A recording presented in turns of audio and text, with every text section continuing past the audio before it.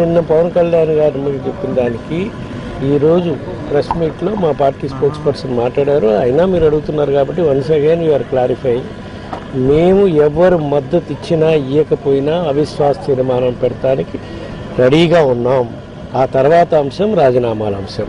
కాకపోతే మేము ఈ క్లారిఫికేషన్ మీరు మొన్న అడిగినాక మేము చెప్పాం కాబట్టి, మీ పార్ట్నర్ కాబట్టి చంద్రబాబు నాయుడు, మీరు ఆయన ఒప్పించిందా అంటే నేను ఢిల్లీకి వస్తా, కలకత్తా పోతా, తమిళనాడు పోతా, కేరళ పోతా అని వాళ్ళందరి మద్దతు కూడగట్టేదానికి మనం చేసేది మనం చేస్తాం.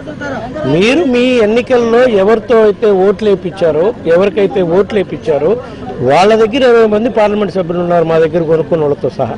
వాళ్ళని ఒప్పిస్తే ముందు మనం మన రాష్ట్రంలో అంతా ఒకటిగా ఉన్నామనే మెసేజ్ పోద్దని నువ్వు చేసిన అప్పీల్కి మేము నీకు చెప్పడం జరిగింది.